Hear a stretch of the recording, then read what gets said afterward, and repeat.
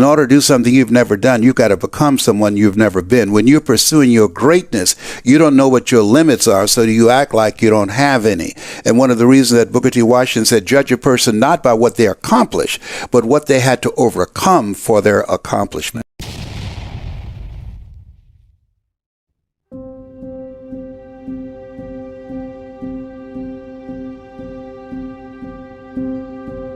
This Les Brown that you now see, I had no idea that he existed. I was born in an abandoned building on the floor. I'm adopted. When I was in 5th grade, I was labeled educable mentally retarded. I was put back from the 5th grade to the 4th grade. I failed again and I was in the 8th grade. And given my environment and circumstances, I have no college training. The story I was born into and I embraced was that I was supposed to be poor. But it was not conscious, it was unconscious. How people live their lives is a result of the story they believe about themselves. In the 11th grade, Mr. Washington, he said to me, young man, go to the board and work this problem out for me. And I said, I can't do it. And he said, don't ever say that again. Someone's opinion of you does not have to become your reality. He interrupted my vision of myself. And as a result of his example and the input, review, repetition, and reinforcement of that concept and how he held me in his eyes when he looked at me, I was able to die to who I was and depart from the story that I bought into. Even if you are told a lie, faith comes by hearing and hearing and hearing. You hear it often enough, it becomes your reality. Perception, not challenge, becomes real for you. And so there was no one to dispute what was said about me, and I bought it.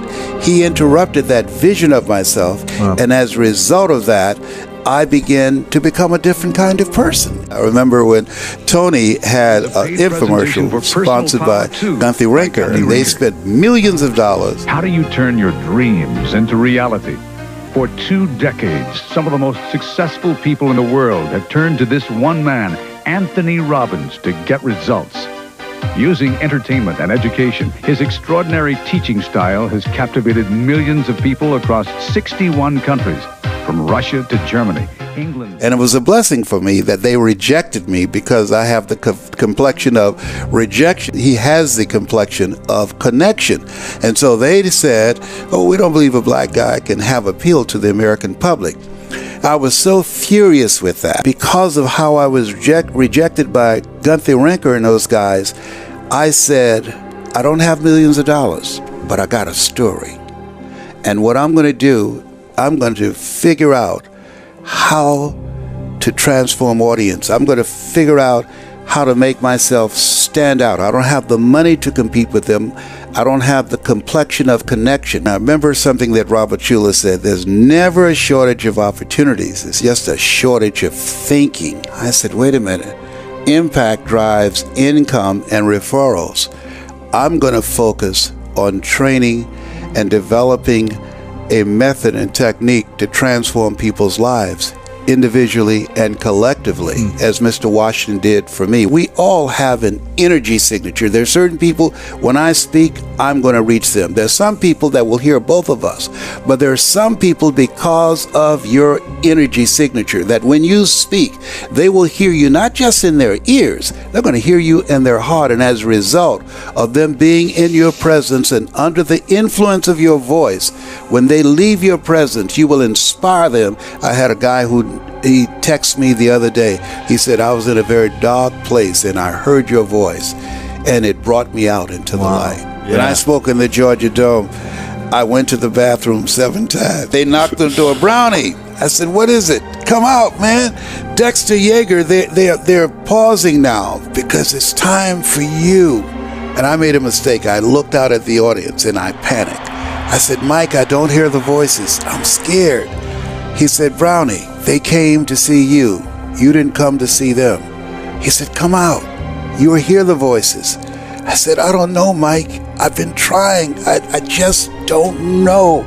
I'm scared. And he said, just be scared and do it anyhow. Don't speak. I said, I don't have to speak? He said, no. I said, then what will I do? He said, just tell a story. Tell a story of where you are, about what you're going through. and about the Golden Dream for buying your mother home. Because stories can be used to transform people's lives. Right? Yeah. Not just anchor the points, but it creates a significant emotional event. And that's how human behavior is transformed. We have emotional memory. A lady came from Australia for me to train her, and she's rather wealthy. And I said, why did you come to me? And she said, I saw you speaking on YouTube in the Georgia Dome, and you were speaking to 80,000 people. She said, wow. And you spoke from your heart, and you held my attention, and I can see you were holding their attention. And she said, can you train me to tell my story from my heart? And I said, yes. And so she started to tell me a story. And so we started working together. Then she stopped for a moment. I said, can you tell me why you want to do this? And she said, yes. She said, when I saw Dalen Roof, the young white boy who went in a church and killed 9 black people, she said, I felt that there should have been someone standing to his right on trial, because he was not born with that hatred in him to kill 9 black people. Somebody poisoned his mind. She said, I believe the world is as it is, not because a few people are violent. I believe the world is as it is because too many people are silent. Nothing happens until it's communicated. In the beginning was the Word. And so my goal is to multiply the voices out here that will bring some words that can help us to get a different vision of ourselves. I believe that we can begin to decrease crime and the violence that's taking place all across this country, because evil prevails when good men and women do nothing. There are people that you will never meet, whose lives that you've transformed, that you're living a life that will outlive you. Just think about the fact that this program has given a lot of people hope, and there's hope in the future.